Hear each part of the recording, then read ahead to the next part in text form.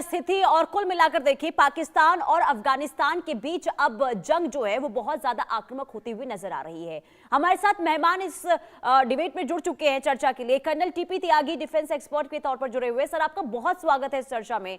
सबसे पहले तो आपका एक रिएक्शन मैं चाहूंगी, ये जो हालात जो स्थिति बने हुए हैं इस वक्त दोनों ही देशों के बीच में, इसे आप किस तरीके से देख रहे हैं? क्या ये जो स्थिति है बहुत ज्यादा बद से बदतर होती हुई पाकिस्तान के लिए नजर आ रही है? क्या उम्मीद है कि जो इस वक्त आक्रामक तेवर अफगानिस्तान का देखने को मिल रहा है पाकिस्तान को लेकर, क्या उसमें नरमी आएगी या फिर हालात बहुत ज्यादा खराब आने वाले दिनों में हो सकते हैं? देखिए, दुनिया में कहीं भी कोई भी युद्ध हो, उसमें किसी न किसी तरह से परोक्ष या अपरोक्ष सुपर पावर्स शामिल होते हैं। अब ये जो अफगानिस्तान और पाकिस्तान का युद्ध है, इसमें भी ब्रिक्स का एंगल भी है और इसमें बगराम एयरबेस का एंगल भी है। मैं पहले ब्रिक्स के एंगल की बात करता हूँ। यानी कि ये तो जाना जाता है कि पाकिस्तान के साथ चाइना है। अब ये भी कयास लगाए जा रहे हैं कि तालिबान को टैसिट अप्रूवल हिंदुस्तान का भी मिल रहा है। अमेरिका ये चाहेगा कि ये हिंदुस्तान और चाइना पाकिस्तान और अफगानिस्तान के बहाने एक दूसरे के सामने आए और इनमें कुछ तल्खी पैदा हो। अगर इनमें तल्खी पैदा होती है तो ये ब्रिक्स के सदस्य हैं। ब्रिक्स का मतलब ब्राजील, रशिया, इंडिया, चाइना और साउथ अफ्रीका। तो ये दोनों है। ब्रिक्स अगर कमजोर होता है तो अमेरिका उसे अपने G7 का प्रतिद्वंदी मानता है। यानी कि अमेरिका ये चाहेगा कि ये युद्ध कुछ समय तक और चले। एक एंगल तो ये है, क्योंकि ज्यादातर चीजें इंटरनेशनल लेवल के ऊपर डिसाइड होती हैं, कब किसको हवा देनी है और कब किसको रोकना है। दूसरा एंगल है इसमें बरगाम बेस का। आपको याद होगा कि बरगाम बेस के लिए डोनाल्ड ट्रंप ने ये कहा था कि अफगानिस्तान को ये बरगाम बेस, जिसे बनाया तो रशिया ने था लेकिन उसको डेवलप अमेरिका ने किया था, बोले इस बरगाम बेस को हमें वापस कर दे। और अगर उन्होंने वापस नहीं किया तो फिर इसका उनके साथ बहुत बुरा होगा। उन्होंने तो ये कहा और कुछ ही दिन बाद पाकिस्तान की तरफ से अफगानिस्तान में बम्बार्डमेंट हो गया। बम्बार्डमेंट हो गया। अब अमेरिका को पाकिस्तान ने शायद इस किस्म का प्रलोभन दिया है कि हम आपको अफगानिस्तान से बगराम बेस को दिलवाने में मदद करेंगे। बगराम बेस पे अमेरिका इसलिए आना चाहता है ताकि वो चाइना पे और ईरान पे और रशिया पे नजर रख सके। तो ये इंटरेस्ट हो गया एक कंट्री का इस युद्ध में जो इसे बढ़ाना चाहता है। अब जब एक कंट्री का इंटरेस्ट है तो दूसरी कंट्री उसके अपोजिट आएगी। लिहाजा रशिया ने अफगानिस्तान और पाकिस्तान दोनों से बात की कि आप डायलॉग से काम लें और इसको बंद करें। अब एक सेंटेंस और, एंड दिस इज रिगार्डिंग के एक्चुअल जो अभी बैटल चल रहा है, इस बैटल में अगर पाकिस्तान के एक F-16 को तालिबान के लड़ाकों ने मार गिराया, इसका मतलब उसको मार गिराने के लिए उनके पास एयर डिफेंस सिस्टम रहा होगा। और अगर एयर डिफेंस सिस्टम रहा होगा तो ये समझा जा सकता है कि अमेरिका जो भागते भागते अपने सारे हथियार करोड़ों करोड़ों अरबों रुपए के छोड़ गया था अफगानिस्तान में, अब अफगानिस्तान के लड़ाके उन्हें चलाने में ट्रेन हो चुके हैं। और अगर ट्रेन हो चुके हैं तो यही कारण है कि उसने हवाई जहाज से हमला किया, अफगानिस्तान ने ड्रोन से हमला किया। कैजुअल्टी दोनों तरफ हो रही है। जब भी लड़ाई होती है सबसे पहले मौत होती है सच्चाई की। लिहाजा ये नहीं कहा जा सकता कि 130 इसके फाइटर्स मरे हैं टीटीपी के, और उधर ये भी नहीं कहा जा सकता कि 55-60 लोग सैनिक मरे हैं। लेकिन ये निश्चित है कि दोनों तरफ कैजुअल्टीज हुई है और बड़े लेवल पे कैजुअल्टीज हुई है। और सर देखिए, अब ये कोई पहली बार तो है नहीं जब अफगानिस्तान की ओर से पाकिस्तान पर हमला किया गया हो। इससे पहले भी हमने देखा कि इससे पहले कई बार अटैक हुए, लेकिन उसके बाद अब सीज फायर भी हुआ, स्थिति नॉर्मल भी हुई। लेकिन अफगानिस्तान कई बार पाकिस्तान को चिता चुका है और इससे पहले भी अफगानिस्तान की ओर से कहा गया था कि देखिए अगर कोई भी कार्रवाई, कोई भी हमला होता है तो उसका जवाब दिया जाएगा। और इसके बाद 21 फरवरी को हमने देखा पाकिस्तान की ओर से किस तरीके से हमला किया गया। और पाकिस्तान ने भले ये कहा कि देखिए टीटीपी के ठिकानों पर हमने हमला किया, आईएस के ठिकानों पर हमला किया गया, लेकिन अफगानिस्तान इसे नकारता हुआ नजर आया और बेकसूर लोगों की जान उसमें चली गई है। तो क्या यह माना जाए कि पाकिस्तान ने अपने पैर पर ही कुल्हाड़ी मारी, हमला करके, एयर स्ट्राइक करके 21 फरवरी को, और इसके बाद ही तो अफगानिस्तान लगातार पलटवार कर रहा है, बमबारी शुरू हुई है पाकिस्तान पर। जी आप बहुत बढ़िया कह रही हैं। उसने केवल कुल्हाड़ी नहीं मारी, उसने अपनी इज्जत को भी दरकिनार कर दिया। दरअसल में it is like adding insult to the injury.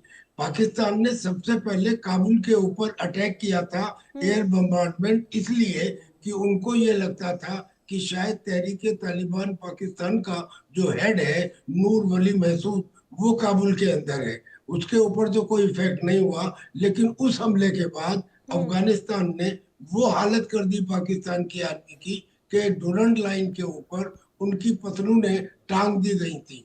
यानी कि न केवल इंजरी बल्कि इंजरी में इंसल्ट भी उन्होंने ऐड कर दी। अच्छा, अब एक बात समझने की ये है कि टीटीपी आज से हमला कर रहा है जी। टीटीपी ने तो पाकिस्तान में आर्मी पब्लिक स्कूल के ऊपर हमले किए। एक साल के अंदर 2025 के अंदर जो टीटीपी के हमले पाकिस्तान की आर्मी के ऊपर हुए हैं वो 2024 के मुकाबले 2 गुने थे। और अगर इतने हमले हुए हैं तो पाकिस्तान ने हर हमले के खिलाफ उस समय क्यों एक्शन नहीं लिया? इस समय जो एक्शन लिया, यही जो टाइमिंग है, मैं इसे बताने की कोशिश कर रहा हूँ। ये टाइमिंग ये है कि वो डॉलर लेने के चक्कर में अमेरिका से, या अमेरिका के तलवे चाटने के चक्कर में, या उसको ये झांसा देके कि हम तुमको बरगाम बेस जो है एयर बेस उसको दिलवाने में हेल्प करेंगे, वो बम्बार्डमेंट कर रहा है। तो बम्बार्डमेंट के 2 रीजन है। एक तो ये कि वो ये समझता है कि टीटीपी के जो लड़ाके हैं वो यहाँ खैबर पख्तूनख्वा से जाके अफगानिस्तान में छिप जाते हैं और हमारे ऊपर हमला करते हैं। और दूसरा ये कि उसका अमेरिका के साथ में हित साधा जा रहा है। लेकिन एक बात क्लियर है, एयर बम्बार्डमेंट कितना भी कर दो और एक की जगह 50 एयरक्राफ्ट भी भेज दो, उस एयर बम्बार्डमेंट से उस रेतीले इलाके अफगानिस्तान के अंदर थोड़ा बहुत नुकसान होगा। लेकिन अगर ग्राउंड ऑपरेशन होती हैं तो चाहे पाकिस्तान की आर्मी जो इस समय 7-8 लाख है, 15 लाख भी हो जाए, वो गुरिल्ला वार के सामने और अफगानिस्तान के लड़ाकों के सामने कमजोर साबित होगी। क्योंकि इतिहास गवाह है, इतने सालों के बाद उन्होंने रशिया को भगा दिया, फिर अमेरिका ने कोशिश की उसे भगा दिया, ब्रिटेन को वहां से भगा दिया। यानी कि गुरिल्ला वार में लड़ने में और फिदाइन अटैक में जो अफगान सोल्जर्स की कैपेबिलिटी है वो पाकिस्तान की आर्मी की नहीं है। अच्छा, संख्या मैटर नहीं करती। अगर कोई ये कहने लगे कि साहब मेरे पास तो 10 लाख की आर्मी है और तुम्हारे पास 2 लाख की है, लिहाजा मैं ही जीतूंगा, अगर ऐसा ही रहा होता तो आप मुझे ये बताइए कि नेटो की संख्या 65 करोड़ है और रशिया की संख्या 15 करोड़ है। वो 65 करोड़ लोग उस 15 करोड़ रशिया वाले से डरते हैं, क्योंकि it is not the question of numbers, it is the question आपकी टेक्निक क्या है, आपका शौर्य कितना है और आपकी टरेन क्या है। जो टरेन है अफगानिस्तान की वो इस तरह की है कि उसमें पाकिस्तान जाके कब्जा नहीं कर सकता। वहां के चप्पे चप्पे को अफगानिस्तान के लड़ाके जानते हैं। बिल्कुल, और बहुत महत्वपूर्ण जानकारी आपने दी। और देखिए 2 बातें जो यहाँ पर आपने अहम की कि एक तरफ तो देखिए सर ये सीधे तौर पर समझ आ रहा है कि कहीं ना कहीं जो पाकिस्तान है वो अमेरिका के दबाव में है, तो दूसरी तरफ अमेरिका अपना स्वार्थ देख रहा है और यही वजह है कि उसे बढ़ावा इस वक्त अब इस हमले को देते हुए नजर आ रहा है। लेकिन टीपी त्यागी सर जरा ये भी समझाइए, क्योंकि देखिए रिसोर्सेज के हिसाब से तो पाकिस्तान अफगानिस्तान के मुकाबले बहुत बड़ा है और परमाणु शक्ति भी पाकिस्तान के पास है। और ऐसे में देखिए जिसका जिक्र आपने भी किया कि इतिहास गवाह है किस तरीके से अफगानिस्तान ने हर जंग को जीता है, तो ऐसे में अब क्या स्थिति, क्या हालात बनते हुए नजर आ रहे हैं? क्या लग रहा है कि युद्ध जो है बहुत ज्यादा भीषण होता हुआ आने वाले दिनों में हो सकता है, या फिर कहीं ना कहीं अब कोई नौबत या फिर कोई स्थिति ऐसी बनती हुई भी नजर आ रही है कि सीज फायर भी हो जाएगा? क्योंकि खबर यह भी सामने आई थी कि कतर जो है मध्यस्थता करने की कोशिश कर रहा है दोनों के बीच में। जी, कतर भी कोशिश कर रहा है, सऊदी अरेबिया भी कोशिश कर रहे हैं, हम्म। और उमा के नाम पे, यानी कि इस्लामिक कोऑपरेशन के नाम पे पाकिस्तान उन सबसे भीख मांग रहा है कि आप हमारा समझौता करा दीजिए। अच्छा, समझौता करा दीजिए, लेकिन असलियत तो अब लोगों को समझ में आने लगी है कि पाकिस्तान ना तो एक अच्छा मुसलमान है और ना एक अच्छा देश है। जी। अगर अच्छा मुसलमान रहा होता तो इन्होंने अपने जियाउल हक को जॉर्डन में ना भेजा होता, जहां इन्होंने 25,000 फलस्तीनियन को मार दिया। अगर अच्छा मुसलमान रहा होता तो इसने ईस्ट पाकिस्तान में 30 लाख बंगालियों को, मुस्लिम बंगालियों को न मारा होता। यानी कि ये अच्छा हम्म। मुसलमान नहीं, ये तो चाइना में जो जुल्म हो रहा है उइगर मुसलमानों के ऊपर, उस पर भी चुप रहता है। तो एक ये अच्छा मुसलमान भी नहीं है, अच्छा देश भी नहीं है। 47 में हिंदुस्तान और पाकिस्तान दोनों आजाद हुए, आज वो कहाँ है? 22 बार IMF से लोन ले चुका है, और उसके बाद भी कर्जे के लिए, उसे चुकाने के लिए कर्जा लेना पड़ता है।